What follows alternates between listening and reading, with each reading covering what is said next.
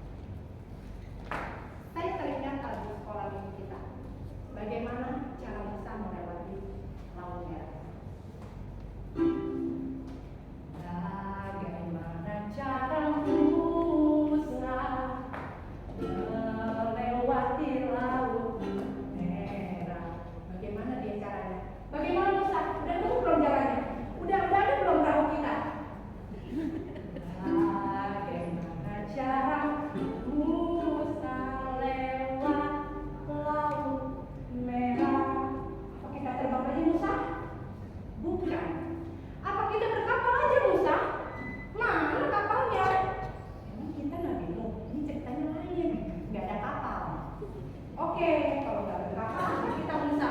Aduh, si Musa ini yang digergetan kan? Atau berbang? Kita nggak punya sayap Musa. Anak saya bilang Doraemon bisa membelah dua nih. Itu Doraemon cerita fiktif. Ini cerita Tuhan yang besar ini lebih daripada itu. Lalu bagaimana? Bagaimana caranya? Bagaimana caranya? Datang lagi. Kalau di pantai di laut itu kencang banget. Maka Anda kalau pergi malam-malam menyeberang itu ombaknya semakin tinggi. Lalu Tuhan memakai, nggak mungkin langsung dicuit. Tuhan tahu perkiraan cuaca seperti apa. Oh, Tuhan pintar, dialah musim segala musim dia tentukan. Allah gunakan angin bertiup, terus menerus. Berlalah air laut kosong. Belah. Musa, angkat tongkatmu, ulurkan tanganmu. Terbelahlah itu laut menjadi dua. Mungkin saat itu orang Israel, ayo, wow, luar biasa Tuhan kita ini ya. Ya melewati. Mungkin dilihat di situ ada ikan yang diunuskan, belum makan dia kan, belum datang kejadian itu kan. Oh ada ikan di ini nih pasti makan bonus ya. Udah lewat. Ada yang lain lewat mak dia. Ya udah jangan cepetan. Itu cepetan namanya anak-anak melihat dia pasti dia lihat itu. Tapi kita bukan mengarah ke situnya. Dia lewat. Tuhan benar-benar menghadang tentara Mesir, Firaun untuk supaya mendekati bangsa Israel, mendekati orang-orang Israel untuk melewati Laut Merah. Laut Merah. Akhirnya ketika mereka sudah mau sampai, sudah mau cepat, jalan. Jalan keluar. Akhirnya mereka keluar. Musa, angkat tanganmu dan ulurkan tanganmu, dan akhirnya air itu menutup kembali dan pasukan-pasukan Mesir itu mati di tempatnya. Apa yang kita bisa pelajari dan ambil dari cerita ini? Banyak orang Israel Mesir itu sama. Orang Israel sama manusia itu sama. Dia suka pertama itu diperbudak oleh dosa. Manusia itu suka diperbudak oleh dosa. Orang Israel lebih baik dia diperbudak daripada dia memilih jalan keselamatan yang Tuhan berikan. Kalau dia tidak mau jalan keselamatan itu, dia tidak akan selamat. Yakin saya dia akan mati oleh kebinasan dosanya sendiri. Dan itu gambaran-gambaran manusia. Dan anak-anak itu pun harus tahu sejak dini bahwa upah dosa ialah maut, dan dia harus mengerti tentang arti dosa. Agar kelak nantinya mereka memahami sedikit demi sedikit dan lebih pintar daripada orang yang di luar. Yang kedua pelajaran kita ambil apa? Yang kedua yang pelajaran kita ambil adalah manusia menggerutu. Tuhan sudah memberikan jalan keselamatan, tapi masih aja menggerutu. Tuhan udah berikan mukjizat, berbagai orang yang melihat namun tidak melihat namun percaya. Mereka udah melihat mukjizat Tuhan melalui jalan-jalan yang tersedia, tapi kebanyakan banyak yang tidak percaya, masih menggerutu. Itulah banyak anak-anak yang menggerutu.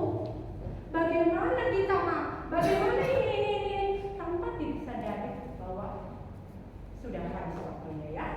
Belum ya. Terima kasih. Jadi yang ketiga adalah kalau seandainya mereka tetap di Mesir, mereka akan mati. Mereka mati, tetap akan mati, karena waktu dulu itu bayi-bayi yang namanya laki-laki itu banyak yang mati. Jadi upah dosa adalah mati. Mereka yang tidak mempercayai akan mati. Demikianlah cerita saya hari ini. Tuhan memberkati Maranatha.